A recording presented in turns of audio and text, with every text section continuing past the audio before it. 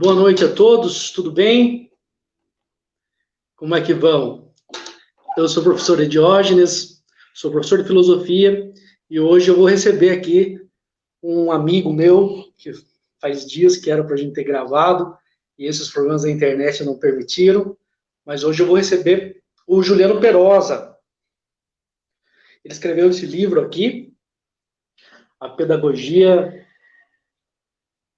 do Inédito do Viável. Ele é um estudioso do Paulo Freire e nós nos conhecemos há algum tempo, daqui de Conchas mesmo, e nos conhecemos também em Ponta Grossa, nos reencontramos em Ponta Grossa.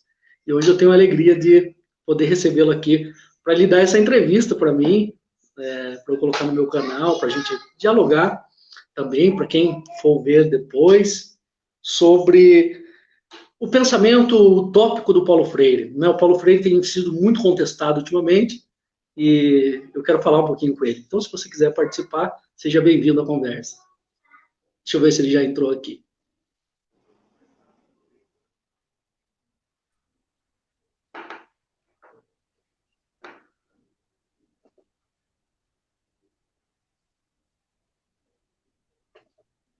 Alô, boa noite.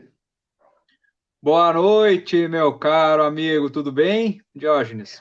Graças a Deus. Agora sim, nós estamos ao vivo já e já estamos recebendo aqui a mensagem do pessoal, tá ok? Ai, E que bom. seja muito bem-vindo. Eu estava falando para o pessoal antes de você entrar que já tem acho que um mês ou dois que a gente está tentando fazer essa live, mas como nós estamos apanhando das questões tecnológicas aí, desse mundo da live que nós entramos, e agora, enfim, eu consegui receber você e estou muito contente, muito feliz, né? Que vai dar certo. Então seja bem-vindo, Juliano. Eu que agradeço pelo convite, eu fiquei tão emocionado, digo, vou ficar bonito para a live hoje com o Diógenes, fui fazer a barba, já acabei me mutilando aqui, peço desculpa. então, Juliano, eu também me arrumei, estou preparado, maquiagem, tudo, Mary Kay, tá firme a coisa. Olha só, eu quero começar a live de hoje conversando com o pessoal, falando com o pessoal de como eu te conheci. Eu acho que isso é importante, que tem tudo a ver com o teu livro, afinal de contas. Porque o papel do professor, daquele que quer ajudar as pessoas a sair das suas situações de opressão, já que o Paulo Freire fala do oprimido, né, no seu livro. Eu conheci o Juliano aqui no seminário, aqui em Conchas. Juliano, você deve estar sendo reconhecido por algumas pessoas, talvez, aqui em Conchas, né, desse tempo que você morou aqui. Então, assim, eu conheci o Juliano aqui em Conchas, no ano de 2002. Há uma discordância. Ele fala que é 2003, 2001. Para mim, que é 2002. 2002, eu acho que eu conheci o Juliano aqui. Sim, foi 2002. Foi, né? Foi 2002 mesmo, isso. Então, era assim, eu morava aqui no bairro do Seminário e ele era um seminarista. Um noviço, né? Para quem não sabe, o noviço é aquela fase intermediária em que o estudante que pretende ser sacerdote fica entre a filosofia e a teologia. E no caso, o noviciado do Juliano foi aqui em Conchas. Então, você morou um ano completo aqui? Um ano, exatamente um ano. Isso, e daí o Juliano começou, eu comecei a frequentar ali o seminário, a jogar futebol, ia aprender violão com os meninos que faziam um trabalho pastoral, e foi nesse contexto que eu conheci o Juliano. Na época, ele começou a me estimular a leitura, me dando alguns livros, ou me doutrinando, não sei o que era aquilo. E ele deu um livro na época para eu ler, da Águia, do Leonardo Boff, A Águia e a Galinha era o nome do livro. E isso marcou muito a minha história, porque foi um início da leitura, e depois, muitos anos mais tarde, eu fui me interessando pela filosofia, me interessando pelos estudos, e fui reencontrar casualmente ou providencialmente o Juliano lá em Ponta Grossa, 15 anos, 16 anos depois, e ficamos conterrâneos lá em Ponta Grossa. Aliás, nós dois não somos paranaenses, né? Eu paulista, ele catarinense, mas nos encontramos lá, a sua esposa trabalhando na Universidade Estadual, na qual eu fazia o meu mestrado.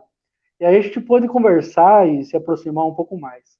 Então, essa história é bem interessante, porque fala um pouco de semeadura, né? De semear as coisas boas, a educação sobre as pessoas, e isso tem seu retorno.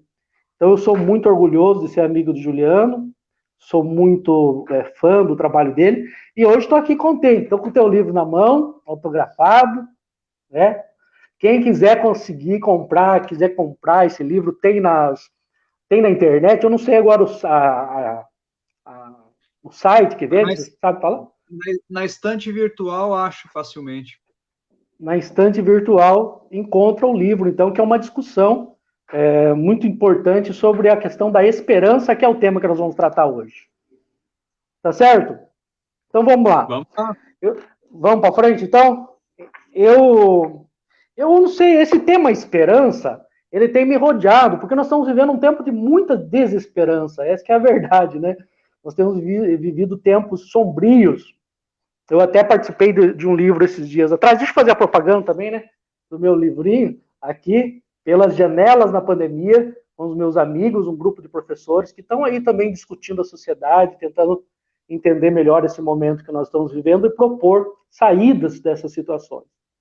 E aí, nós estamos falando justamente, né, nesse livro sobre as questões dramáticas que nós estamos vivendo.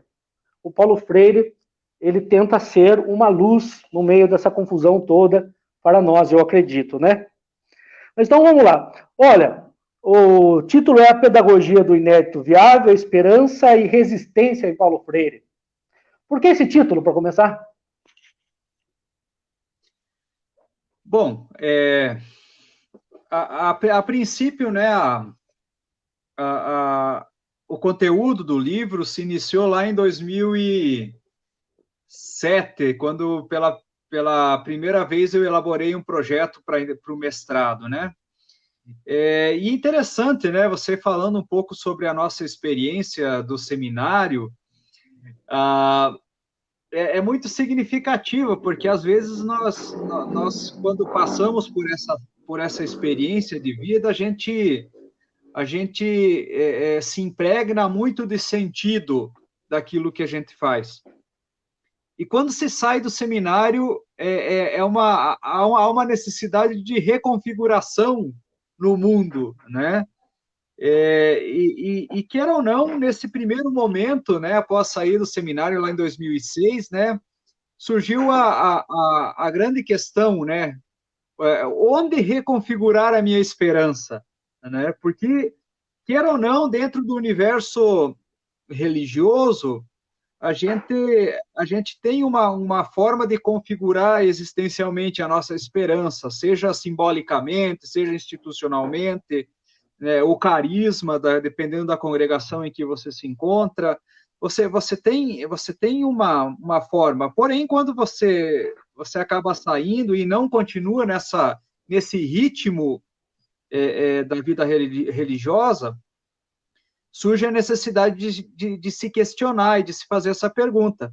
E daí eu encontrei o livro do Paulo Freire, Pedagogia da Esperança, justamente no momento em que eu passava por uma crise de esperança, uma baixa existencial.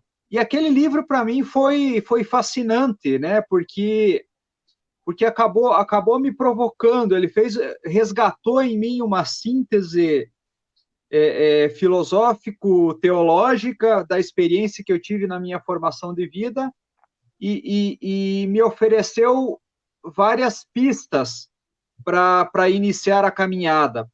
Daí que eu fui realizar novamente a experiência de reler a Pedagogia do Oprimido e daí foi uma paixão à primeira vista, né? A segunda vista, um reencontro amoroso, porque ler Paulo Freire numa situação de opressão é iluminador. Opressão porque você sente a opressão do mundo quando você sai do seminário, né? Então, é a opressão de você ter que começar relações interpessoais do zero, você cai numa cidade que você não conhece ninguém, você está entrando numa experiência de trabalho que você não domina ainda aquilo, você se sente fragilizado diante do mundo, então você se auto-oprime muitas vezes. Então, reler Paulo Freire é mais do que uma experiência epistemológica, é uma experiência, para mim, psíquica e autoanalítica do ponto de vista existencial, né? Não é só uma questão teórica, né? Não, ela é provocativa porque coloca a gente em perspectiva frente aos nossos próprios medos, às nossas próprias inseguranças, e faz a gente pensar a realidade concreta em que a gente se encontra, né? Grande parte dos dramas da nossa existência estão, sim, vinculados às situações concretas da produção da nossa existência. E por isso que o Freire vai ser enfático, né? É preciso, sim, compreender o contexto em que você se encontra para se compreender melhor. É preciso compreender a opressão que você sofre para que você não reproduza essa opressão de uma maneira automática, né? Sem reflexão. Então, foi a partir daí que surgiu o interesse pela temática, né? A tomada da consciência da condição, né? É um pouco isso, né? Justamente isso, né? Porque... Pode falar. A tomada de consciência, né, é algo bem complexo no que se refere à pretensão freiriana de falar da conscientização, né? Ou o que ele chamava de prise de consciência, que é o termo francês que ele empresta, né? É difícil compreender a tomada de consciência como se fosse um estalo apenas. Sim. Porque a tomada de consciência é um processo contínuo que se associa muito ao processo de conversão. É uma categoria teológica, né? Teológica. Uhum.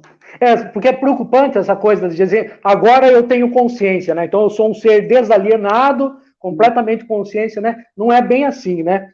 A gente vive num processo de tomada de consciência à medida que se relaciona com o real, né? Com o mundo real.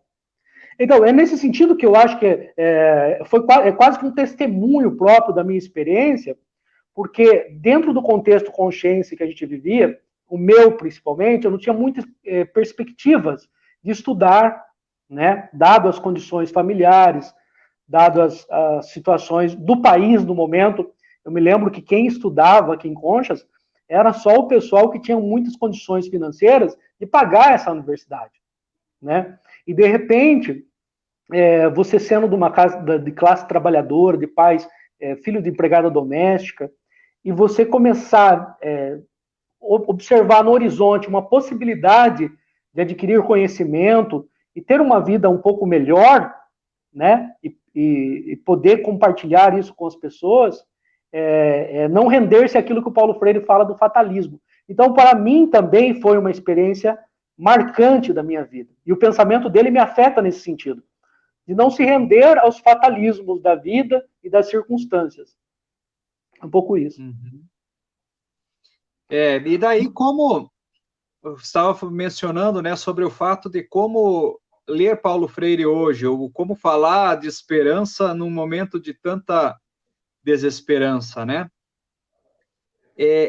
Me parece que a cada momento, né, que passa, Freire ganha mais sentido, ou o pensamento freiriano assume um protagonismo, né, incomparável do ponto de vista de legitimidade nas circunstâncias atuais, porque me parece que nunca foi tão escancarada a voz opressora, no sentido de se propagar, né, de demonstrar essa gana pela opressão. E nunca percebemos tanto os oprimidos aderindo a esse discurso do opressor. Por isso Muito que o interessante. Freire fala muito bem lá na pedagogia do oprimido, né? O comportamento dos oprimidos se faz na base da pauta dos opressores. E a gente percebe, né?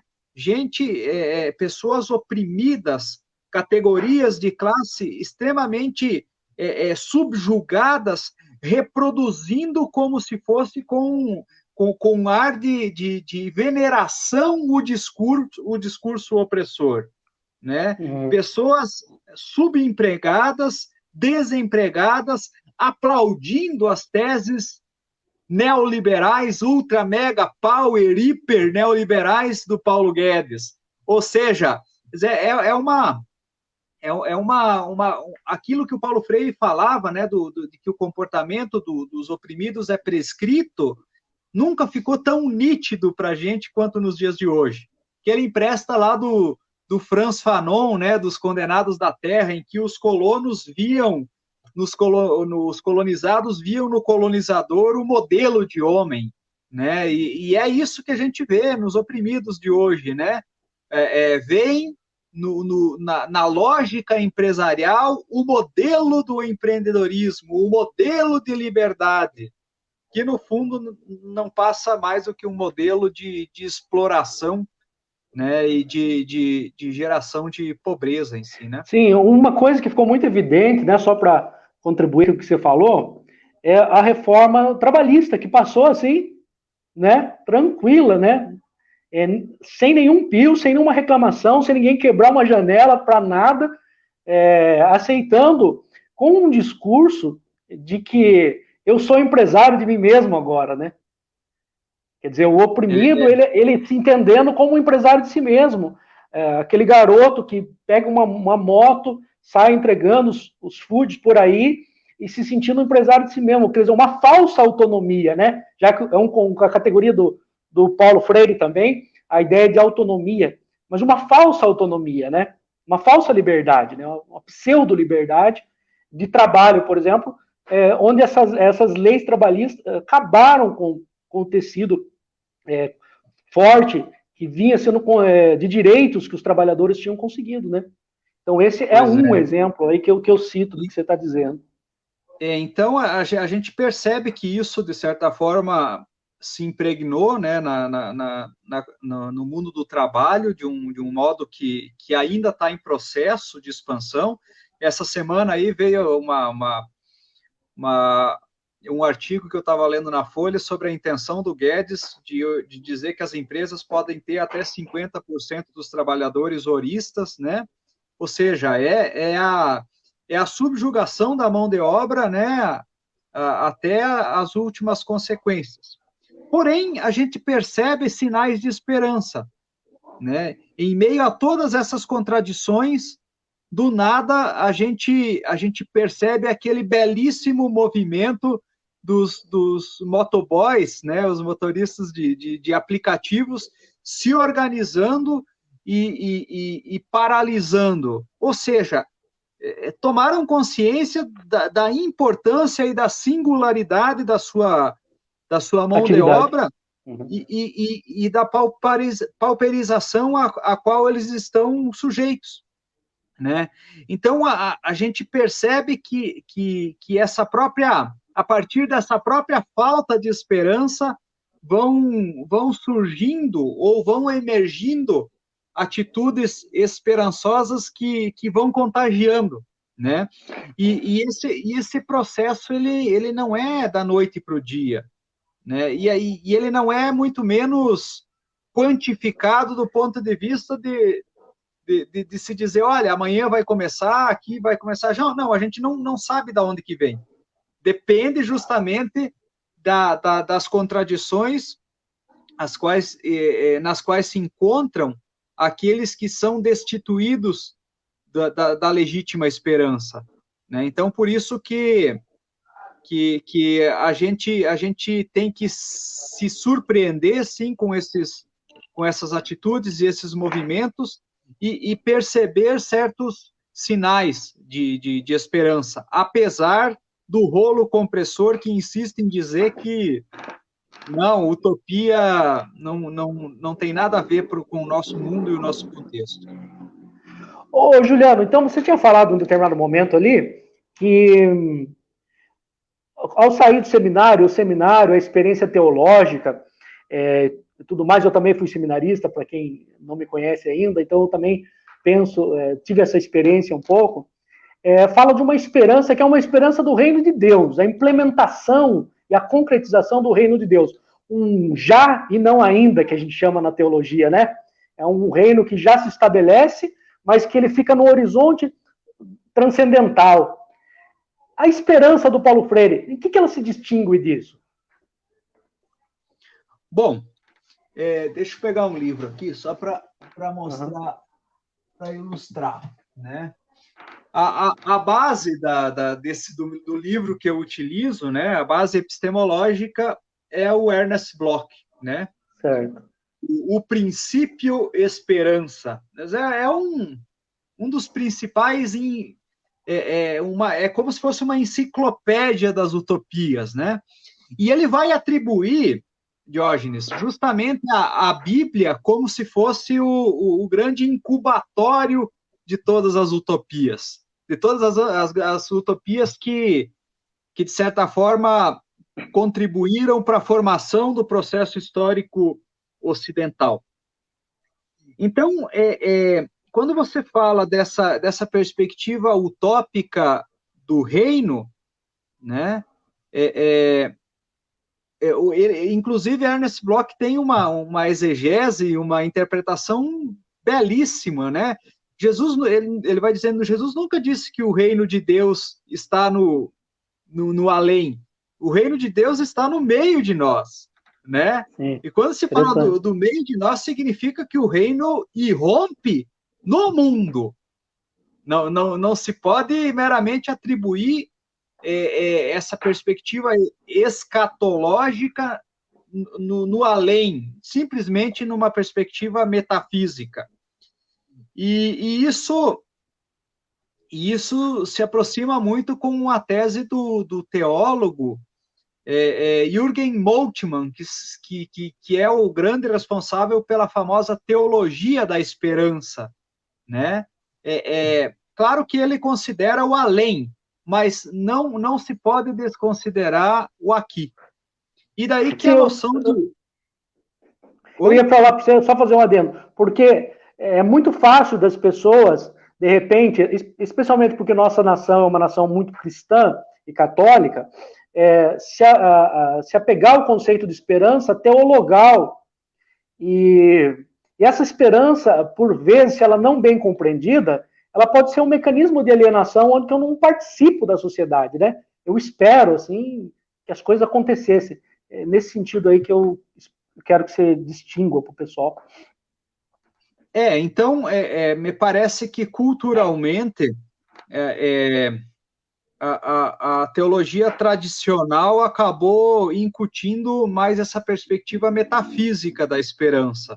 E aqui a gente lembra um pouco lá o Gabriel Marcel, que tem a grande fundamentação da metafísica da esperança. Sim. Porém, nós percebemos que a perspectiva mais concreta da esperança, principalmente a partir da teologia, se gesta na década de 60 e 70 com a teologia da libertação, né? Uma tentativa de problematizar a perspectiva teológica e compreender o pecado não somente na perspectiva individual, mas o pecado também tem uma dimensão social, né? E o capitalismo em si, ele é condenado por essa teologia como o grande gerador de pecado social, porque levar às últimas instâncias a exploração do homem pelo homem é sacramentalizar um pecado estrutural, né? Daí que, nesse sentido, a esperança teologal ela ganha uma dimensão de problematização das condições sociais, históricas e concretas da existência. O primeiro a elaborar essa tese foi o grande Rubem Alves, que escreveu em 1968 o seu famoso livro Da Esperança, né? Essa belíssima obra que é a tese de doutorado dele. E daí é importante compreender isso porque se você compreender a década de 60, né, 50, 60, parece que o mundo passava por essa explosão utópica. Né? Você tem em maio de 68, né, a Revolução Cultural. Você tem aqui, ó, só no Brasil, o brasileiro Rubem Alves escrevendo Da Esperança. Você tem Paulo Freire publicando em 68 A Pedagogia do Oprimido, falando de utopia e esperança, Jürgen Moltmann falando de esperança. Né? Parece que a esperança ou o sentimento de esperança com uma nova era, um novo momento que estava por vir, era contagiante naquele contexto. Né? E é nesse sentido que você vê falas bem categóricas de Paulo Freire lá na Pedagogia do Oprimido, né? A visão, a compreensão e a pretensão de que o homem novo estava para chegar. O homem novo, não mais opressor, nem mais oprimido, mas o homem em constante processo de libertação, se fazendo em comunhão no mundo. Então, eu chamo esse momento no meu livro, inclusive, de uma época de efervescência utópica. Porque você tem... Eu vi ali, eu estava lendo ali, eu vi que é uma fase que ele chama de otimismo crítico, né? Não é ainda a fase da esperança, ele não está usando muito esse conceito da esperança, né? Ele está usando mais a ideia de otimismo crítico. Aí, antes do exílio, ele vai ter uma frustração muito grande, né? Vai para o exílio, ele se frustra muito, porque não se realiza esse Brasil que ele esperava, né? Então, esse que é o grande nó da questão, Diógenes. Por que depois do golpe militar, Paulo Freire se interessa tanto pela utopia e a esperança? Porque ele tinha um amigo que se chamava Pierre Furter. Deixa eu ver onde está o livro do Pierre Furter. Depois eu te mostro, se eu encontrar por aí. O Pierre Furter era um educador suíço que veio na década de 60 ao Brasil e ficou fascinado com a experiência do Paulo Freire de alfabetização de adultos no Nordeste. E o Furter, depois do golpe em 64, ficou sem saber o que fazer. E ele foi um grande estudioso do princípio e esperança do Ernest Bloch. Na minha opinião, é um dos melhores comentadores e estudiosos do pensamento do Ernest Bloch. E ele escreveu um famoso livro publicado na década de 70, que se chama Dialética da Esperança, uma interpretação do pensamento de Ernest Bloch. E ele escreveu outros 2 livros que se chamam Educação e Reflexão e Educação e Vida, que estão nos rodapés da Pedagogia do Oprimido de Paulo Freire. Freire cita muito Furter. E a minha compreensão é de que ele absorveu, né, porque em alguns capítulos de ambos os livros, Educação e Vida e Educação e Reflexão, Furter sinaliza alguns capítulos sobre a esperança e a utopia concreta. A esperança enquanto antecipação. E, obviamente, que o Freire era uma esponja e absorvia essas notas provocativas e acabava diluindo no seu pensamento de uma maneira imperceptível, sem que a gente soubesse da onde que ele tirava isso. E daí que essa que é a grande questão para a utopia, meu amigo. O fracasso, né? O fracasso, dirá Furter, interpretando Ernest Bloch, é uma dimensão fundamental no pensamento utópico. O reconhecimento do fracasso é a percepção de que a história não é linear, que ela não se processa de acordo com os nossos desejos, porque a utopia ela tem justamente essa função, né, de ser de eu tentar me aproximar da imagem que eu tenho do futuro, porém me deparando diante das condições históricas em que eu me encontro no presente. E dependendo das condições, dos processos históricos que eu faço, a imagem se distancia ou se aproxima, porém ela jamais se esgota no presente. Então quer dizer assim... desculpa, cortei de novo. Eu sou curioso. Daí que o fracasso não significa que a utopia estava errada. Pelo contrário, o fracasso simboliza ou significa que nós estávamos certos. Porém, entendi. Né? Pelo recomendo esse livro uhum. do Jean Lacroix sobre o fracasso, né? Um dos melhores trabalhos que existe sobre a temática. Você veja como a gente costuma ler o fracasso muito como uma coisa negativa mesmo, né? Mas como derrota. Como derrota, como fim, né? Fim. E eu estava pensando aqui, do jeito que você está explicando e narrando, como se distancia o conceito de utopia de um idealismo romântico, né? Não é um idealismo romântico, né? Que eu fico sonhando, pensando o que vai acontecer lá na frente, mas ele vai acontecendo à medida que eu vou vivendo e vou construindo, né? A utopia é isso, né? Essa compreensão crítica da utopia, na perspectiva concreta, o Furter e o Bloch chamam de ainda não consciente, ou o já e o ainda não.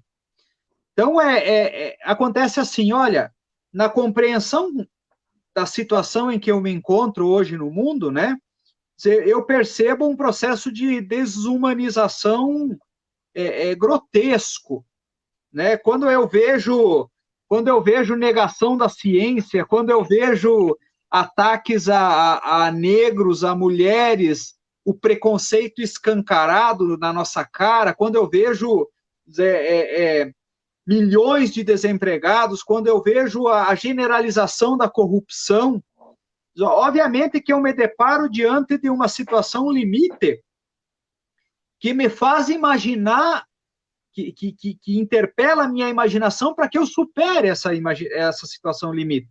E daí que, a partir do meu desejo de superação dessa situação limite, eu arquiteto o além dela, ou seja, um mundo de justiça, um mundo sem preconceito, um mundo sem exploração, um mundo em que todos possam ter emprego para ter a sua dignidade. E daí que, a partir dessa imagem, eu tenho que perceber quais os projetos ou as possibilidades concretas em que eu me engajo no presente para criar condições de antecipar esse sonho. E, às vezes, as possibilidades não estão óbvias, elas devem ser criadas.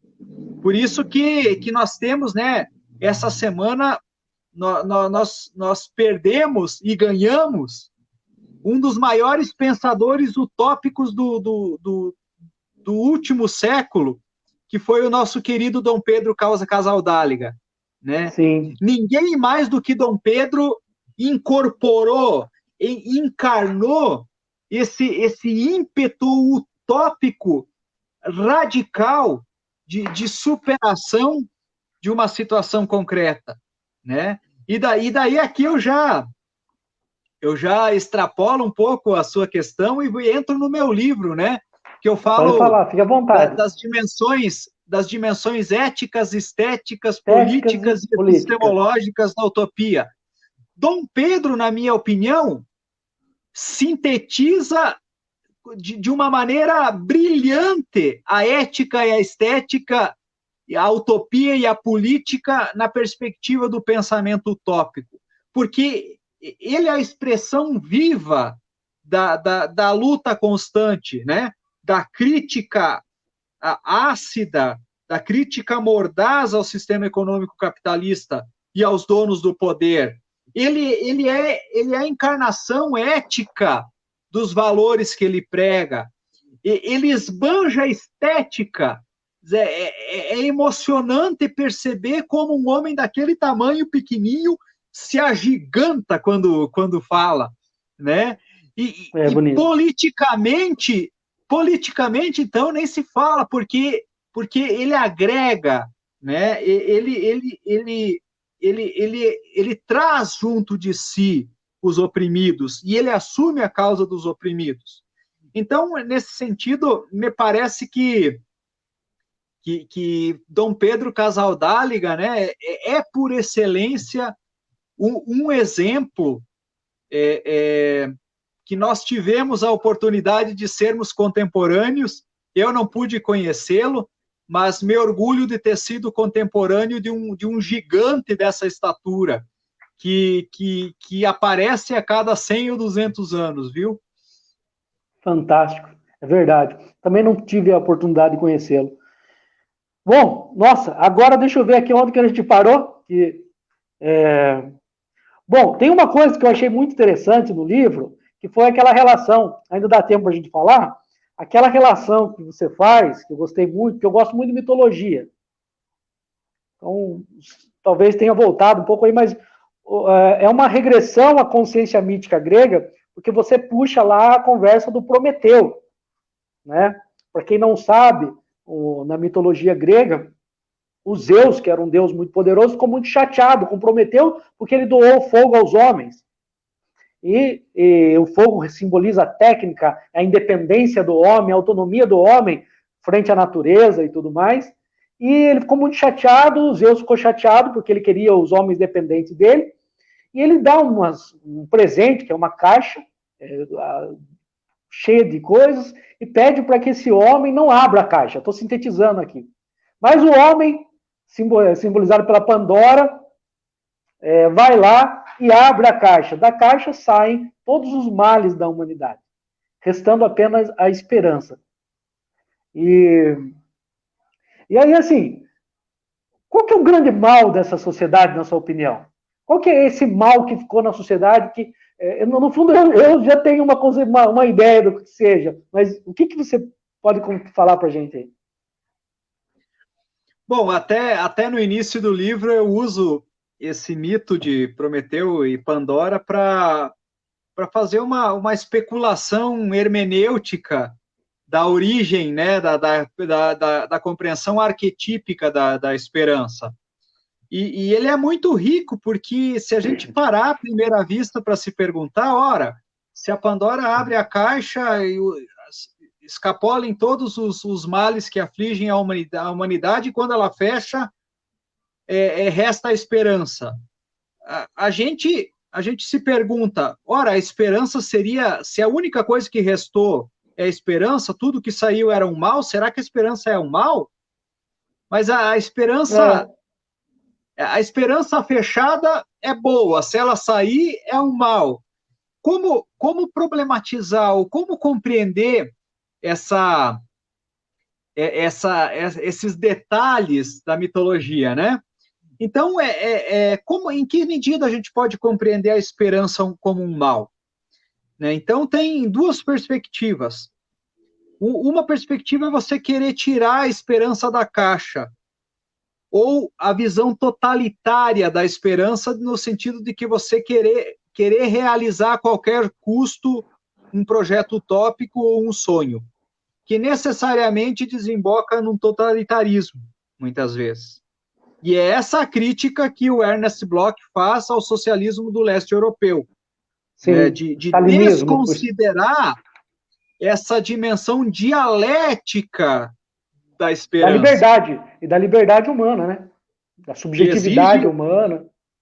Claro, que exige a liberdade, a criatividade, a curiosidade, a vazão, né, dos instintos. Porém, a esperança presa na caixa, ela é um alento de que nem todos os males nos afligirão totalmente. sempre resta a possibilidade de você dizer, olha, por mais que hajam muitos males que nos afligem, nem todos ainda nos afligirão. E daí que a esperança presa na caixa também pode ser compreendida como uma perspectiva estática da esperança, ou uma incógnita, né? Sim. E me remete muito à obra do Beckett, né? Samuel Beckett, que escreveu a famosa peça teatral que se chama Esperando Godot. Não sei se você já ouviu, ou os espectadores aí já ouviram falar dessa peça, Não mas ouvi. é angustiante quando você lê Esperando Godot, porque o personagem fica no centro do palco, passa alguém e diz, o que você está fazendo? Estou esperando o Godot. E daí passa um ano depois, o tempo, ele já está envelhecendo, o que você está fazendo? Estou esperando o Godot. 20 anos depois, passa a mesma pessoa no mesmo local e ele, o que você está fazendo? Estou esperando o Godot. É uma angústia tremenda, porque ele é uma esperança estática, é uma esperança inerte, que é passiva. Godot nunca chega, né? E ele tanto se coloca a caminho à procura de Godot. E é nesse sentido que o capitalismo ou o neoliberalismo teve essa capacidade de dizer que a sua liberdade permite que cada um realize os seus sonhos e as suas esperanças, desde que consuma, né? E daí que o neoliberalismo traduziu muito bem essa concepção de esperança como sonhos de consumo numa perspectiva individualizante, né? Cada vez, eu sonho, eu posso nunca ter na vida, mas o capitalismo me dá direito de sonhar. Entendo. É a esperança depositada no indivíduo como uma mônada, né? Como uma mônada capaz de construir a felicidade sem solidariedade, sem um projeto comum de política que envolva todos os agentes dessa sociedade. Olha, nós temos que falar um pouquinho de educação, não somos um professor, né? Tem professores nos vendo. Falar rapidamente. Você falou aí das três categorias que você usou no livro. Evidentemente, o tempo é curto para a gente falar de tudo que está aqui, estamos tentando fazer um apanhado. Mas você falou do aspecto ético, estético, político e epistemológico, né, que o Freire se refere. Eu tenho uma questão aqui. A estética deve ser capaz de despertar a sensibilidade, a admiração. Você considera que a retirada da arte do currículo nacional está indo na contramão disso? Estamos no caminho certo com os ministros da educação, da cultura? Como que você vê isso? É uma grande questão, né? Que ministro, que ministério da educação, Já trocou algumas vezes, né? É uma grande incógnita, porque esse último que entrou aí, eu não li mais nada, não sei nem se o homem está vivo de sumiço, que tomou. Então, a questão da estética, né, enquanto valorização dos sentimentos, das emoções, ela é fundamental para a gente superar certas perspectivas reducionistas do ser humano, né? Ou essa dimensão cartesiana, racionalizante, né? A gente acaba tendendo mais para esse lado. E daí que o compromisso de estimular a dimensão estética não para Freire, não diz respeito somente ao professor de artes. Todos nós, educadores, somos educadoras, somos porta-vozes dessas dimensões, né? Somos chamados a encarnarmos na nossa prática essa dimensão afetiva, por um lado, que pode se traduzir no cuidado com os nossos educandos, mas na sensibilidade de percebermos os silêncios ao invés das falas, né? Na sensibilidade de percebermos gestos, de percebermos olhares, de nos relacionarmos, de estarmos abertos à compreensão da sua realidade. Então, isso acho que diz muito respeito à dimensão estética, que pode se traduzir de uma maneira na filosofia, pode se traduzir na matemática de outra maneira, na biologia de outra maneira, não necessariamente no currículo. Ao professor de arte, na arte, no currículo, né? A todos. Não necessariamente no currículo, na disciplina, mas diz respeito a uma virtude que nós temos que exercitar para nos tornarmos cada vez mais sensíveis à realidade e deixarmos tocar pela sensibilidade dos nossos alunos, né, também. A ístesis, grego, significa conhecimento que vem pelos sentidos, né? Tem aí, essa é a dimensão estética, né? Todos os professores, então, são chamados a desenvolver a sensibilidade dos alunos, sensibilidade do amor, do afeto, do carinho, tudo isso dentro da escola, né? Desde a fase mais inicial à sua etapa final do ensino. O Freire chama atenção para um livro, né, da década de 50, o Herbart, se não me engano, que fala educação e arte.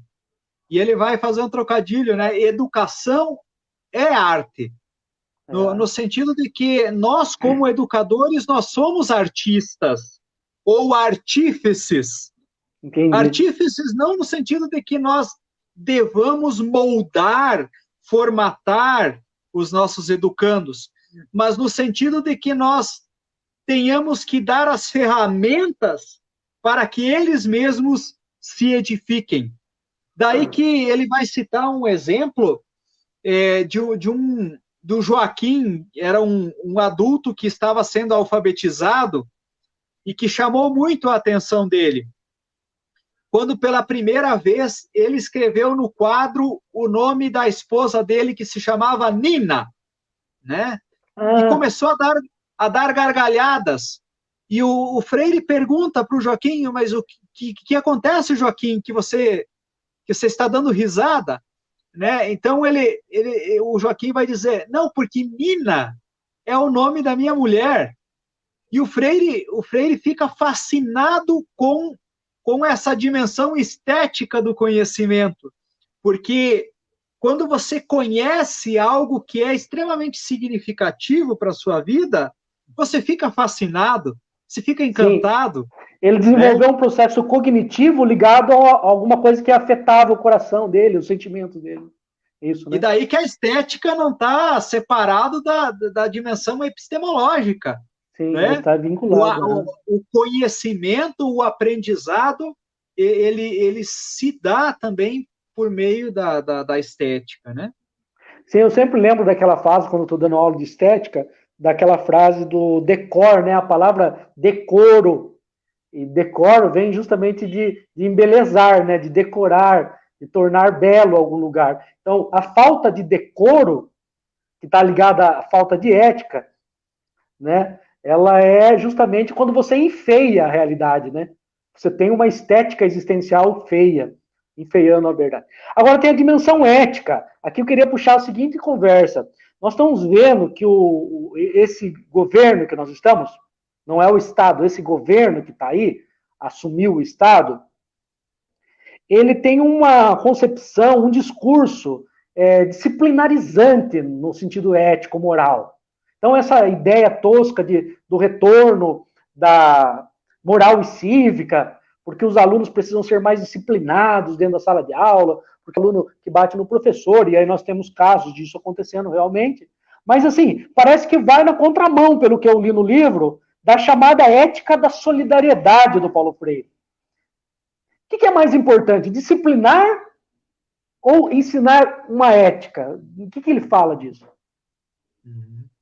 Para refletir um pouco sobre isso, você me fez lembrar um pouco da discussão que Freire trata sobre a questão da autoridade e autoritarismo, liberdade e licenciosidade.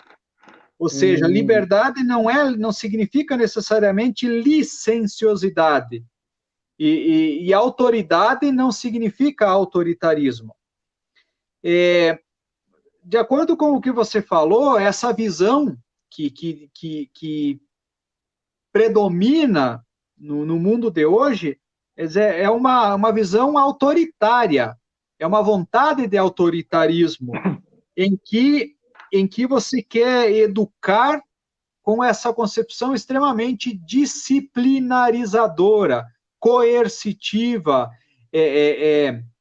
castradora da liberdade, porque compreende a liberdade não enquanto efetivação antropológica no mundo, mas compreende a liberdade na perspectiva da licenciosidade. Ou seja... Então, Juliano, esse discurso que tem, né, de que a educação está desse jeito, porque ficam ensinando Paulo Freire na escola. Paulo Freire se colocava no mesmo patamar do aluno, né? Essa conversa. É uma visão muito reducionista, ou nada compreensiva do que Paulo Freire disse ou quis dizer, né? No fundo, eu interpreto essa atribuição de responsabilidade a Freire como um grande jargão político para a plataforma eleitoral, né? E obviamente que nós temos várias críticas à situação da educação no Brasil. Não significa que, como freirianos, nós louvamos isso. Mas dizer que Paulo Freire é responsável por isso é uma profunda desconsideração e incompreensão da realidade da educação nacional. Sim, sim, até porque nós temos a tendência tradicionalista, a tendência tecnicista, a tendência histórico-crítica do conteúdo. Nós temos no Brasil uma diversidade de tendências pedagógicas que são aplicadas, algumas mal aplicadas, outras mais ou menos, mas que estão aí. Não há uma unanimidade do Paulo Freire dentro da sala de aula dentro das escolas, né? Então isso aí é uma... Pelo contrário, e agora eu faço a meia-culpa, né? Eu tenho um pós-doutorado em Paulo Freire, escrevo um livro sobre formação freiriana, mas às vezes eu me percebo a minha prática extremamente tradicional, né? É muito comum isso. Às vezes a burocracia escolar é tamanha que a educação formal ela não te permite certa elasticidade na compreensão do currículo, ou uma certa tradução do currículo a partir da vida, né? Então, a gente passa a vida escolar a cumprir certos protocolos escolares.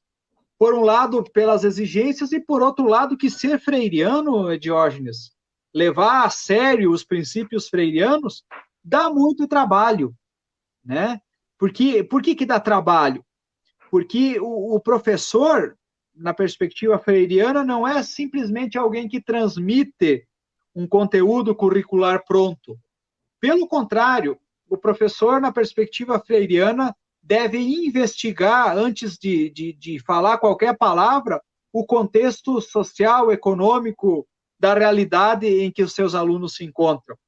E imagina todo ano você ter que problematizar o contexto da vida de todos os seus estudantes, dando aula para 500, 600 alunos.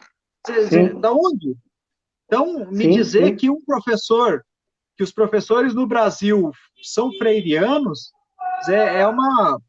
é um profundo desconhecimento da realidade. Da realidade prática da vida. Tem muita gente séria, tem muita gente que consegue, mas e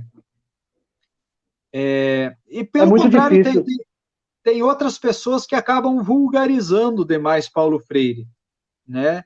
E fazem da educação um palanque, né? transmitem ideias políticas, ao invés de pensar politicamente na perspectiva dialética. Eu ia entrar nesse assunto, vou entrar nesse assunto justamente porque está na sequência. Então, nós falamos estética, falamos um pouquinho da ética, da solidariedade, do que Paulo Freire compreende, e agora a questão política. Tem uma fala, para Paulo Freire, a educação é um ato político. Não há neutralidade. Sem, contudo, tender a sectarismos unilaterais. É possível uma escola sem partido? Porque está aí esse bando de maluco, eu já digo, com perdão da palavra, com essa ideia de que é possível uma escola sem partido. Não parece razoável. Não, do ponto de vista lógico, lógico formal, mas é completamente absurdo pensar que exista algo neutro fora da realidade humana, né?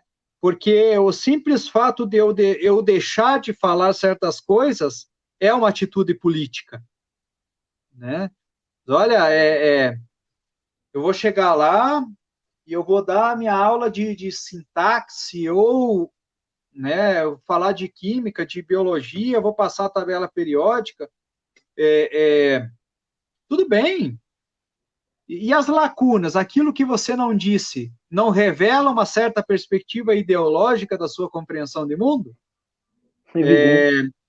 Então, nesse sentido que o Paulo Freire é claro em dizer que a educação é política. Ele diz que a educação não que ela deve ser política. Ela é porque tudo é político quando se trata de relações humanas. O teu silêncio é político, né? A forma de você se vestir é política, né? Os meios que você frequenta revelam uma certa atitude política. Então, quando se fala que a educação é política, é porque ela se caracteriza, a natureza própria da educação exige essa relação que, de certa forma, é de poder. E daí que, muito bem, você lembrou, né? Jamais pode ser sectária. E ele é muito claro lá na Pedagogia da Esperança. Eu sou contra toda forma de sectarismo, seja de esquerda ou de direita. Né? Nossa, que fantástico isso. E o pessoal que critica Paulo Freire omite politicamente essas críticas contundentes que ele faz. Por isso que a gente percebe, né, o tamanho da fragilidade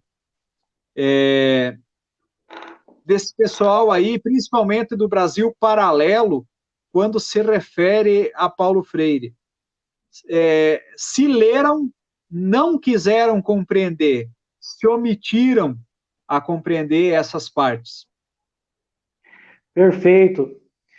Bom, vamos chegando ao final, mas tem mais uma última aqui. Olha só, para Freire, a dimensão gnosiológica é a última dimensão. Deve ser crítica e libertadora. Então, essas duas palavras já dão um livro. Crítica e libertadora. Porque o termo crítica, eu sou professor de filosofia, então eu posso falar um pouquinho disso aqui. Crítico, ela tem um sentido muito amplo. Se eu falar em crítico para Kant, teoria crítica. Então, o que é crítico e libertadora no pensamento do Paulo Freire? Essa é a primeira coisa. E o senhor Jair Bolsonaro está advogando no sentido de simplificar os materiais didáticos e tal. Como ter um pensamento crítico, libertador, com um presidente que estimula uma educação básica para o mercado de trabalho? Bom, primeiro, se a gente levar à risca a proposta freiriana, a gente teria que eliminar todos esses materiais didáticos, né? Freire iniciou a sua metodologia de alfabetização desconsiderando apostilas prontas. Por quê? Porque o currículo nasce e brota a partir da realidade.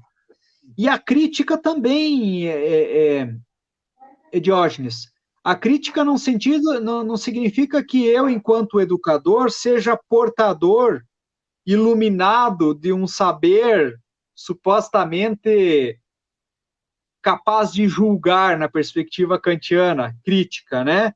Eu que sei, você não sabe. Mas o Freire é muito claro lá na Pedagogia da Esperança, dizendo que um dos momentos em que ele tomou consciência para se tornar quem ele foi quando um trabalhador, numa palestra que ele estava dando sobre a educação moral das crianças, né? Paulo Freire dizia, olha, que os pais não deviam bater nos filhos. E um trabalhador analfabeto se levantou e começou a dar uma lição em Paulo Freire. Ou seja, a visão dele foi crítica, né? Porque ele disse, olha, o senhor mora numa casa grande, o senhor tem um quarto para o senhor, para sua esposa, um para os seus meninos, outro para suas meninas. Pelo que se vê, o senhor tem bastante livro, porque o senhor fala bastante coisa bonita, o senhor é doutor, né? Mas olha para a nossa realidade. Você vai na minha casa, é um cômodo só. É criança, é cachorro para um lado, você chega em casa do trabalho, é criança chorando, né? Passando com fome, não tem o que comer, né? Se o senhor bater nos seus filhos, o senhor que não merece respeito. Mas olha para a gente não bate nos nossos filhos porque a gente quer, não. A gente bate às vezes porque a gente quer que eles sosseguem, porque no outro dia eu tenho que levantar 4 horas da manhã porque apita o apito da fábrica. Então, o Freire disse que na medida em que ele foi escutando isso, ele foi afundando na cadeira, né? Foi afundando porque ele foi tomado por uma visão dura, crítica da realidade que até então ele ignorava ou não considerava. E ele é taxativo, ele coloca em letras maiúsculas, né? Dizer, eu não conheço eu não conheci essa pessoa, nunca mais encontrei esse homem, mas eu queria encontrá-lo e dizer, olha, se eu morrer um dia, digam que Paulo Freire não teria sido Paulo Freire se não fosse essa atitude. Então, a crítica e a liberdade exigem de que nós, enquanto educadores, também nos estejamos atentos aos desafios gritantes, críticos da realidade em que nós estamos, né? Se deixar afetar por essas atitudes proféticas, né? Que muitas vezes nós somos insensíveis e desconsideramos. Então, acho que é isso que o Freire também nos transmite, né? Não sermos somente portadores da crítica, mas reexaminarmos constantemente a nossa relação no contexto em que nós nos encontramos enquanto educadores. Fantástico. A tendência pedagógica libertadora, ela leva em consideração o contexto da vida do estudante, né? Diferente de outras tendências que entendem o muro para dentro da escola, o aluno sentado na carteira, por que não aprende? Não aprende porque não se esforçou, não aprende porque não está aplicado. Já a tendência libertadora, ela está preocupada com o contexto todo que esse aluno está inserido e que pode afetá-lo e influenciá-lo no seu processo de aprendizagem, né? Eu acho que é um pouco isso. Perosa, tá acabando. Deixa eu ler só uma frase aqui que eu gostei muito, que está aqui na orelha do livro. O amanhã não é uma categoria, um espaço além de mim mesmo, à espera de que eu chegue lá. O meu amanhã é o hoje que transformo, mas é impossível sonhar sem hipótese de amanhã. A grande maioria da população brasileira está proibida de sonhar, porque nem sequer comeu hoje. É impactante demais isso, não? E daí a gente volta ao que o Bloch falou, né? A gênese, o princípio da esperança começa no estômago, né?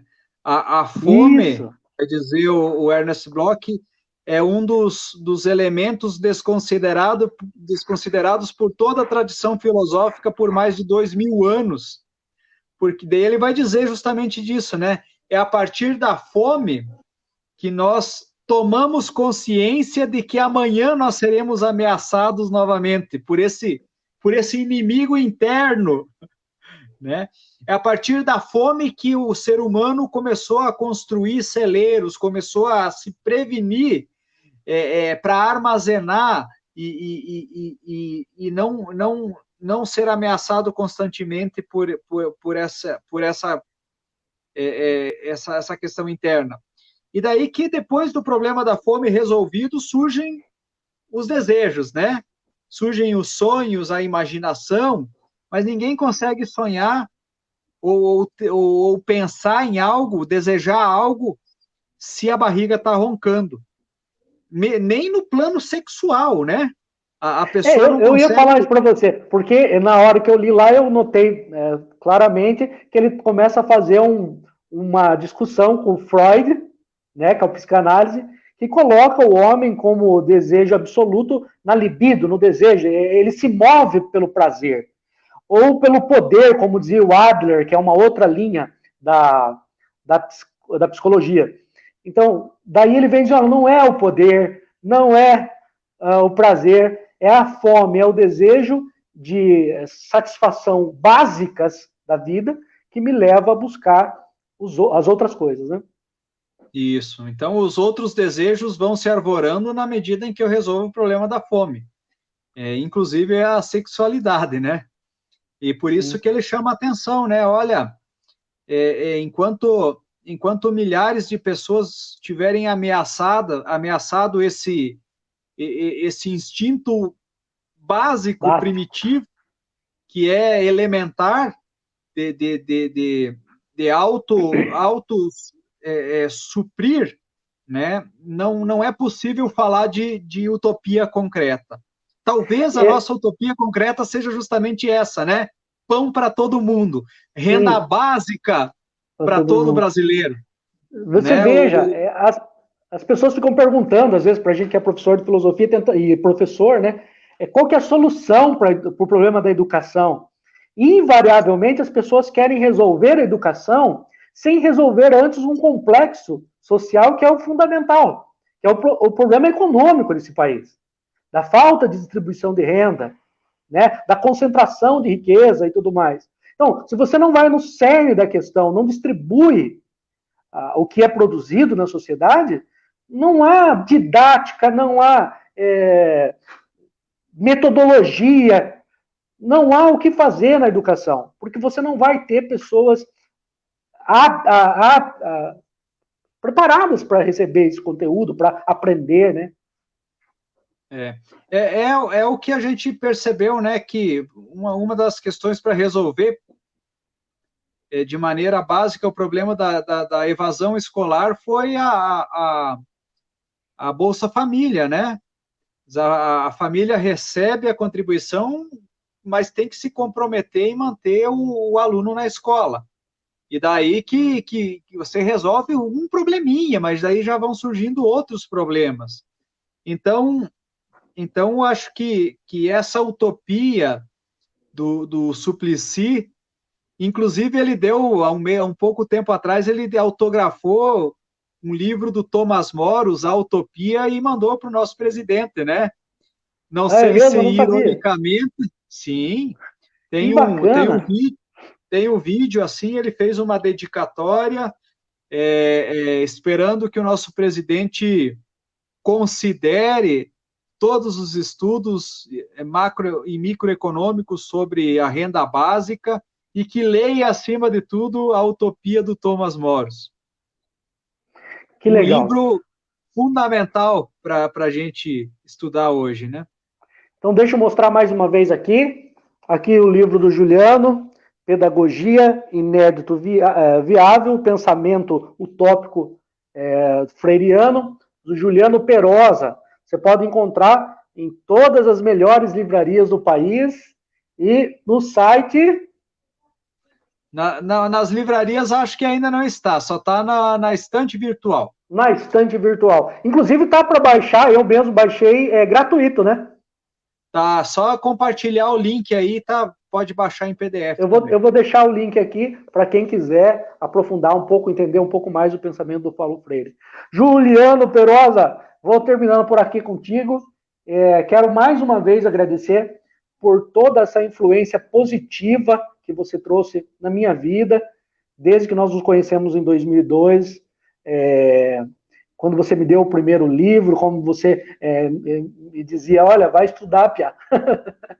Vai estudar, Pia. Porque eu era muito religioso na época, só pensava em rezar e dizia assim, olha, rezar é bom, mas vai estudar, Pia.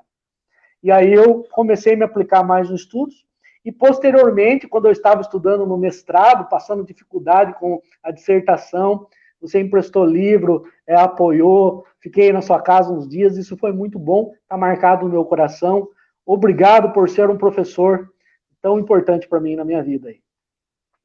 Eu que agradeço pelo convite e estou sempre à disposição aí para o que você precisar, tá bom, meu amigo? Muito obrigado. Nós vamos chamar... Um abraço para quem está nos assistindo aí também. E saudades de Concha, se tiver o pessoal Isso, manda um abraço para o pessoal de Concha, você conhece? Você lembra de alguns nomes ainda? A última vez foi em 2005, acho que eu estive aí em Conchas, né? Então, já fazem bons 15 anos, né? Quando acabar a pandemia, vem de novo. Com certeza. Na festa de Nossa Senhora Aparecida, lá no seminário ainda, comeu uma Kafka. Isso, que o Genésio vai fazer. Que o Genésio faz para nós lá. Tá certo, então. Fique com Deus. É o Padre Silvio que está aí, né? Na paróquia. O Padre Silvio já foi transferido para São Paulo. Nós temos um outro padre agora, que é novo aqui, e que eu estou tentando lembrar o nome, mas eu não consigo agora. Mas é um padre muito legal. É salvatoriano também, então. Salvatoriano, sim, senhor. Então, beleza, é isso? Meu amigo. Tem algumas considerações finais, alguma coisa? Olha, considerações finais, acima de tudo, para que nós possamos cultivar a esperança, né? O Paulo Freire tem um artigo aqui num livro dos últimos que saiu, que foram publicados, artigos reunidos, né? Vai dizer, a partir das situações de maior desesperança que nós temos que vasculhar os vestígios da esperança. É essa dimensão dialética, né?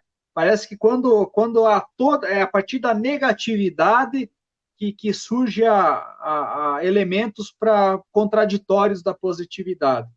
Então, é nesse sentido que nós temos que nos engajarmos. Tampouco a esperança chega do nada, né? Ou algo que a gente espera vai chegar do nada. Mas sempre na medida em que nós nos colocamos a caminho, em companhia, junto daqueles que partilham do mesmo sonho, é que nós conseguimos avançar e superar as situações concretas que nos desumanizam na nossa realidade. Então, é um pouco nesse sentido o que eu gostaria de deixar, né? Por mais que a vida pareça desesperançosa, preste atenção nos detalhes, né? Os detalhes podem apontar setas para que nós possamos rumar à construção da utopia. Então, essa é um pouco a experiência da minha vida também. Muito, muito, muito, muito, muito obrigado. Fique com Deus. Até a próxima. Até. Um grande abraço. Tchau.